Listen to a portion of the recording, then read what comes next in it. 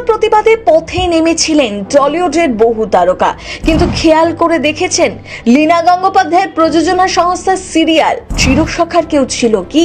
কেন এই সিরিয়ালের সব থেকে কতটা কষ্টের বিষয় জানো, যে মানুষটার নামে বলা হচ্ছে সে দাঁড়িয়ে থেকে বলার সুযোগ নেই যে না এরা মিথ্যে বলছে। আর রাহুলের শেষ মুহূর্তে কালকে মানে যখন আমার কাছে খবর এলো রাহুলের ব্যাপারটা, তখন আমার সত্যি বিশ্বাসও হয়নি কি এটা সত্যি কি মিথ্যে। মানে কি অনেক সময় নাকি ফরওয়ার্ড মিঠুনদা থাকলে অনেক রকম, মানে কি বলবো, আর এখানে আউটডোর নেই, খালি কলকাতায় শুটিং হয়েছে। আউটডোর হলে ভীষণ মানে এক একজন এক এক দিনে টার্গেট হয় মিঠুনদার কাছে। আপনারা ভাবছেন দাদা একটা কিছু বললো না, হাসছে কেন? আসসালামু আলাইকুম, আমি আপনাকে দেখাবো রাহুলের মৃত্যুকে কেন্দ্র করে মুখ খুললেন মিঠুন চক্রবর্তী। যা আপনারা শুনলে অবাক হয়ে যাবেন। আর এইদিকে শেষমেশ ফেসে গেলেন মিঠুন চক্রবর্তী। তো আজকের এই ভিডিওগুলো অত্যন্ত গুরুত্বপূর্ণ, তো আমি আশা করবো যে আপনারা সম্পূর্ণ ভিডিওটি দেখবেন। আর এই সম্পূর্ণ ভিডিওটি দেখলেই বিস্তারিত জানতে পারবেন। আর এই ভিডিওগুলো দেখানোর আগে আপনাদের কাছে আমার ছোট্ট একটি রিকোয়েস্ট, আপনারা যদি আমার চ্যানেলে নতুন হয়ে থাকেন তাহলে নতুন আপডেট নিউজ সবার আগে পেতে আমার এই চ্যানেলটি সাবস্ক্রাইব করে আমার সাথেই থাকুন। আর এখন চলুন কথা না বাড়িয়ে আমরা এক এক করে ভিডিওগুলো দেখে আসি। সেদিন রাহুলের সাথে তালসারির সমুদ্রে নেমেছিলেন কিন্তু শ্বেতাও, যিনি ভোলে বাবা পার কারেগা সিরিয়ালের নায়িকা। শাড়ি পরে রাহুলের সাথে শট দিতে তিনিও সেদিন ছিলেন জলে। সেই শ্বেতা চুপ কেন, নাকি তাকে চুপ করিয়ে দেওয়া হয়েছে? এরকম অনেক প্রশ্ন ঘুরছে, যার উত্তর আজও অজানা। প্রায় 7 দিন হতে চলল, এখনো রাহুলের মৃত্যুর আসল কারণ জানা যায়নি। কিন্তু সেদিন সেই মুহূর্তে রাহুলের সাথে যিনি উপস্থিত ছিলেন সেই শ্বেতা সবটা জানেন। তাকে কেন কথা বলতে দেওয়া হচ্ছে না? কোথায় আছেন তিনি? সংবাদ মাধ্যম থেকে কেন দূরে? সব সত্যি ফাঁস হয়ে যাওয়ার ভয়? ভিডিওতে দেখা যাচ্ছিল শ্বেতা বলছেন রাহুলদার নেই, এ কথা তিনি মানতেই পারছেন না। 8 ঘন্টা আগেও একসাথে শুটিং করেছেন তারা, তারপরেই এই ঘটনা। দীঘার হাসপাতালে যে ভিডিও সামনে এসেছে, যেখানে দেখা যাচ্ছে অভিনেত্রীকে ধরে রাখাই যাচ্ছে না। বারবার প্রশ্ন করছেন রাহুলদা কোথায়? কান্নায় ভেঙে পড়ে তিনি বলেন আমরা তো একই সাথে শুটিং করছিলাম, 8 ঘন্টা আগেও একসাথে ছিলাম, সমুদ্রে শুটিং করছিলাম তো আমরা, আমিও পড়েছি, আমি তো ঠিক আছি। এরপরই তা আর্তনাদ, রাহুলদাকে গিয়ে দেখো না, রাহুলদা ঠিক আছে তো? আমাকে যেতে দিচ্ছে না কেন? ঠিক করে তোলো, আমি কথা বলবো। তারপর থেকে 1 সপ্তাহ হয়ে গেলেও দেখা যায়নি শ্বেতা মিশ্রকে। কিন্তু কেন ক্যামেরা থেকে দূরে রয়েছেন শ্বেতা? নেটিজেনরা বলছেন সব সত্যি ফাঁস হয়ে যেতে পারে, তাই ইচ্ছে করেই ক্যামেরা থেকে দূরে রাখা হয়েছে। এমনকি লোকচক্ষুর আড়ালো, যেখানে সংবাদ মাধ্যম পৌঁছতে না পারে এমন জায়গায়। মাঝে তার বোন এক পোস্ট করে লেখেন আমি মন থেকে একটা অনুরোধ করছি, আমার বোনের যে ভিডিওটি ছড়িয়ে পড়েছে সেটা শেয়ার করা বা ছড়িয়ে দেওয়ার মতন কোনো ভিডিও নয়, সে কোনো খবর বা শিরোনাম নয়, সে আমার বোন, সে এখন গভীর শোকে। আমি করজোরে অনুরোধ করছি আমার বোনকে তার প্রাপ্য সম্মান দিন। কিন্তু সেটা কি চান না আসল সত্যিটা সামনে আসুক, দোষীরা শাস্তি পাক? 7 দিন হতে চলল, এখনো দোষীরা অধরা। না হলে তিনি এরকম লুকিয়ে কেন রয়েছেন সবটা জেনেও? সেটা রাতারাতি সিরিয়ালের গল্প বদলে দেওয়া হলো, সেটা আর সেই নায়িকার চরিত্রে নেই। তার মানে কি সত্যি এমন কোনো গল্প রয়েছে যার সামনে আসলে সব লন্ডভন্ড হয়ে যেতে পারে, আসল সত্যিটা সামনে আসতে পারে? তদন্তেই উঠে আসবে সেই সব সত্যি। এখন শুধুই সময়ের অপেক্ষা। রাহুলের মৃত্যুর ঘটনা নাকি মেনেই নিতে পারছেন না শ্বেতা, রীতিমতো তিনি নাকি ট্রমায় রয়েছেন। পরিবারের থেকে বিশেষ অনুরোধও করা হয়। ভোলে বাবা পার কারেগা সিরিয়ালের রাহুলের অন স্ক্রিন নায়িকা ছিলেন শ্বেতা মিশ্র। আপাতত তাকেও আর এই সিরিয়ালে দেখা যাবে না, নতুন গল্প হাজির। নেটিজেনরা বলছেন এইভাবেই ধামাচাপা দেওয়ার চেষ্টা চলছে, তা যদিও সময়ের সাথেই বোঝা যাবে। রাহুলের মৃত্যুর পর জীবনের সবচেয়ে বড় সিদ্ধান্ত নিলেন অম্বরীশ ভট্টাচার্য। লীনা গঙ্গোপাধ্যায়ের বিরুদ্ধে বড় স্টেপ, একদম মুখের ওপর জবাব যাকে বলে। যে দর্শক তাকে এত ভালোবাসেন তাদের কাছে আজ অম্বরীশ সত্যিই গর্ব। চিরসখা সিরিয়ালে তাকে আর দেখা যাবে না। লীনা গঙ্গোপাধ্যায়ের প্রোডাকশনের কাজ ছাড়লেন চিরসখা। কুর্চির স্বামীর চরিত্রে আর দেখা যাবে না অম্বরীশকে। চিঠি দিয়ে সব কাজ ছাড়লেন ম্যাজিক মোমেন্টসের। কেন এতদিন কোনো কথা বলতে পারেননি? কোন ভয় অম্বরীশকে ক্রাশ করেছিল? সেদিন ওই দুর্ঘটনাস্থলে রাহুলের সাথে শট দিয়েছেন যে অভিনেতারা, তাদের অন্যতম হলেন অম্বরীশ ভট্টাচার্য। যদি অভিনেতা দুর্ঘটনার কবলে পড়ার আগেই প্যাক আপ হয়ে গিয়েছিল তার পর্দার বাবা অর্থাৎ অম্বরীশের, কিন্তু রাহুলের মৃত্যুর পর তার শেষকৃত্য থেকে টলিউডের মিটিং মিছিল কোথাও দেখা যায়নি অম্বরীশকে। কেন? অবশেষে এক সপ্তাহ পর মুখ খুললেন। শুধুমাত্র অম্বরীশ কেন, ভাস্কর বন্দ্যোপাধ্যায় ছাড়া ভোলে বাবা পারকারেগা ধারাবাহিকের আর কোনো কলাকুশলীকে দেখতে পাওয়া যায়নি এই গোটা কর্মকাণ্ডের মধ্যে। খুব স্বাভাবিকভাবেই তাই প্রশ্ন উঠছে মানুষের মধ্যে, কেন কেউ কিছু বলছেন না, সামনে আসতে চাইছেন না? অবশেষে এই বিষয় নিয়ে খোলাখুলি কথা বললেন অম্বরীশ ভট্টাচার্য। এক সংবাদ মাধ্যমকে দেওয়া সাক্ষাৎকারে অম্বরীশ বাবু জানান যে মানুষটিকে কয়েক ঘন্টা আগেও তিনি জীবিত দেখেছেন, তার নিথর দেহ দেখার মতন ক্ষমতা ছিল না তার শরীরে। তিনি মানসিকভাবে এতটাই বিপর্যস্ত ছিলেন যে বাড়ি থেকে বের হতে পারেননি। তবে এর মধ্যেই একটা বড় সিদ্ধান্ত নিয়ে ফেলেছেন। অম্বরীশ জানিয়েছেন, ঘটনাটি ঘটার দুদিনের মধ্যেই প্রযোজনা সংস্থাকে চিঠি দিয়ে জানিয়ে দিয়েছেন চিরসখা ধারাবাহিকে আর অভিনয় করতে পারবেন না। তবে শুধু এইটুকু নয়, তিনি আরো জানিয়েছেন ম্যাজিক মোমেন্টস এর প্রযোজনা সংস্থার অধীনে আর কোনোদিনও কোনো কাজ করবেন না।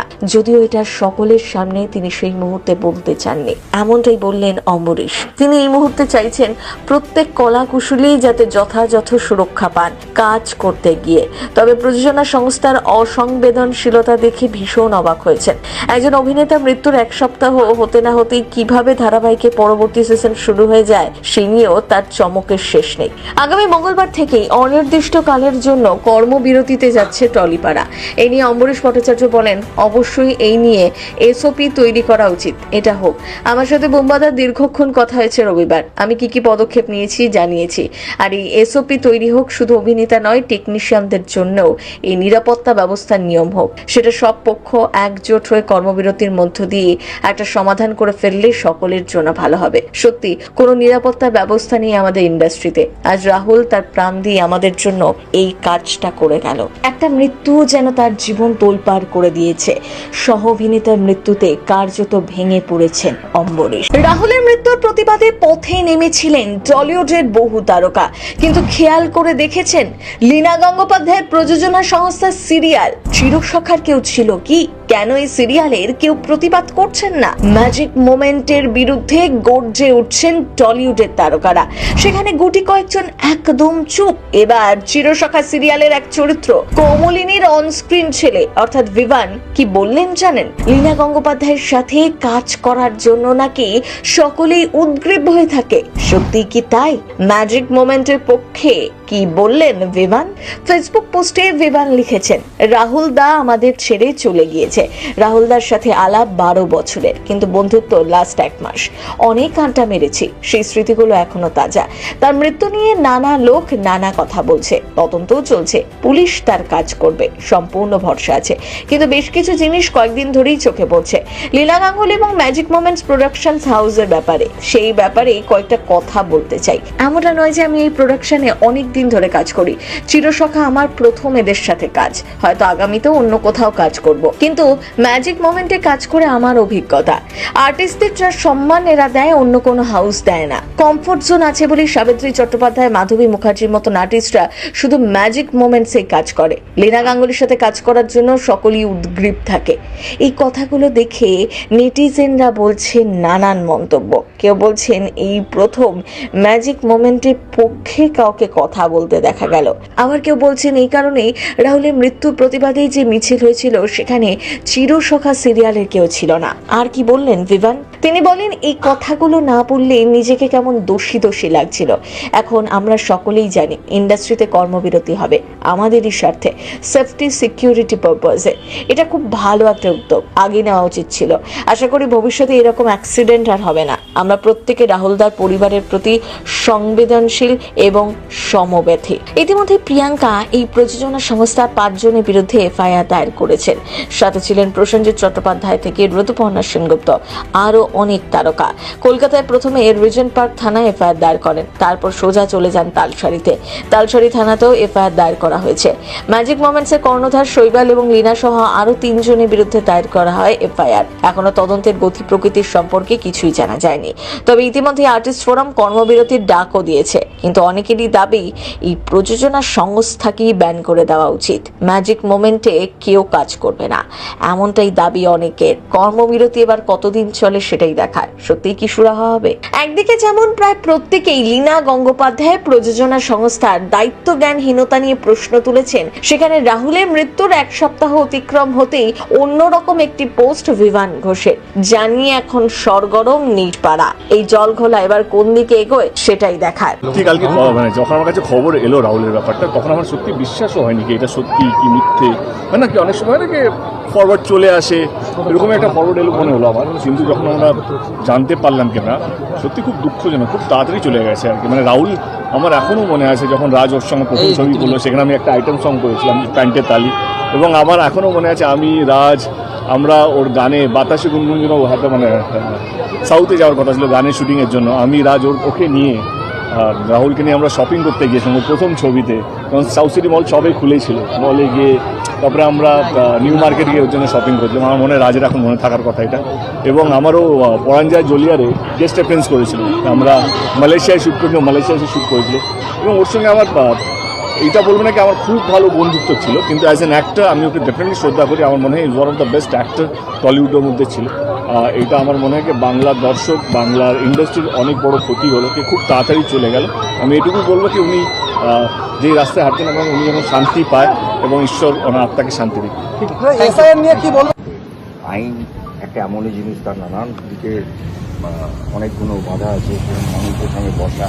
এবং আমরা এটাই করেছিলাম, যেটা আর্টিস্ট সবসময় করে থাকেন, যে একটি চিঠি, সেটা অবশ্যই আমরা পাঠিয়েছিলাম 1 এপ্রিল, এবং আমরা আশা করেছিলাম যে একটা মোটামুটি উত্তর পাবো, যেটা একটু স্যাটিসফ্যাক্টরি। যে উত্তরটা পাইনি, যে কারণে যেটা শান্তি বললেন একটু আগে, কালকে আমরা একটা এফআইআর ফাইল করবো, এবং সেটার টাইমটা এক্স্যাক্টলি আমরা বলতে পারছি না, হয়তো দুপুরবেলার দিকে, সেটা আফটার 2 2টোর পরে আমরা করছি। এবং হ্যাঁ, এইটুকুই বলার, কারণ আমি বারবার একটাই কথা বলি যে চলে গেছেন তাকে ফেরানো যাবে না। আমরা প্রচুর সময় নিয়েছি, এটা নিয়ে অনেকের প্রশ্ন আছে, কিন্তু কিছু কিছু জিনিস থাকে যে বিশেষ করে যেখানে আইন জড়িয়ে যায়। আর একটা এটাও বুঝতে হবে যে আমরাও তো আঘাত পেয়েছি, আমাদের সেই আঘাত, আমাদের সেই কষ্টটাও কাটাতে 2 থেকে 3 দিন লেগেছে বুঝতে যে রাহুল আমাদের মধ্যে নেই। আর তার মধ্যেই এত কথাবার্তা, যাই হোক, কিন্তু আমরা চেষ্টা করব যে আসল ঘটনাটা জানতে। আমরা আপ্রাণ চেষ্টা করব, এবং তার জন্যে আমাদের পুরো আর্টিস্ট ফোরামের টিম, সব এখানে যারা দাঁড়িয়ে আছেন তারা বুঝতেই পারছেন, সারা দিন কাজ করে। কিন্তু এইটার পেছনে যে মানে আমরা যেটাকে ব্যাকস্টেজে কী হয় বলি, সেখানে যে কত মানুষের কত পরিশ্রম চলছে, অক্লান্ত পরিশ্রম চলছে, সেটা সবসময় ভিডিওতে বা সোশ্যাল মিডিয়াতে হয়তো নাও বলা যেতে পারে। আমার একটাই অনুরোধ, যারা যারা রাহুলকে ভালোবাসেন, তারা একটা জিনিস চান, যে ওর মৃত্যুটা এবং তার সঙ্গে যে সত্যি কথাটা, যেটা আপনারাও সবাই বলছেন, সেটা যেন মানুষের সঙ্গে তুলে ধরা হয়, যাতে ছেলেটা বড় হলে জানে যে আমার বাবা চলে গেলেন এইভাবে। এইটুকুই আমাদের বলা, আর কিচ্ছু না। দাদা, শিল্পীদের নিরাপত্তা নিয়ে একটা প্রশ্ন আসছে, সুরক্ষা নিয়ে একটা প্রশ্ন আসছে। আর আমি বলেছি আজকে এইটুকু। আরেকটা অনেকটা রাত্রিরে আমরা ডেকে পাঠিয়েছি, কিন্তু কিছু করার ছিল না। আমরা মোটামুটি 2টোর পরেই সেটা ওকে আমরা জানি, সেটা দরকার সকালে একবার জানিয়ে দেবো। মাঝগঙ্গায় নয়, গঙ্গা সংলগ্ন এলাকায় চন্দননগরে ওই প্রোডাকশনের অনেকটা বড় গল্প। মানে তার আগে আমি ওই প্রোডাকশনের হয়ে কাজ করতে গিয়ে হসপিটালাইজ হই, দেন আবার ওই প্রোডাকশনে আমি তাদের কথার বিশ্বাসে আবার ফিরে যাই কাজে। কিছুদিনের মধ্যেই যখন আমার যাওয়ার কথা নয়, ধুলোর মধ্যে যাওয়ার কথা নয়, আমি তখন অন্য প্রোডাকশনেও কাজ করছি, তারা ধুলো নিয়ে কাজ করছে না, তারা বড় হাউস, তারা জানে যে কীভাবে আর্টিস্টকে প্যাম্পার করতে হয় বা কীভাবে আর্টিস্টকে রাখতে হয়। তাদের তো আমরা তাদের প্রপার্টি আর কি, তারা তো ব্যবহার করছে প্রপস, তারা প্রপস হিসেবে ব্যবহার করলে খুব খারাপ।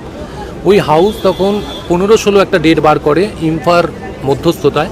15 তারিখ একদম সচ্ছলভাবে শুটিংটা হয়। 15 তারিখ সন্ধ্যেবেলা চন্দননগর গঙ্গা সংলগ্ন অঞ্চলে আমাদের নৌকোতে শুটিং হওয়ার কথা ছিল। তখন ঝড় ঝঞ্ঝাট ওঠে প্রচণ্ড, আপনারা একটু দেখে নেবেন, আমার কথাগুলো একটু ঝালিয়ে নেবেন। আমি তখন না করি যে আরেকটা দিন লাগবে তো কী হবে, সেই রাগটাকে পুষে রেখে পরের দিন সকালবেলা তারা গালাজ তুই তার মানে আর একটা শট বাকি, বেরিয়ে যা, হারামের টাকা নাকি।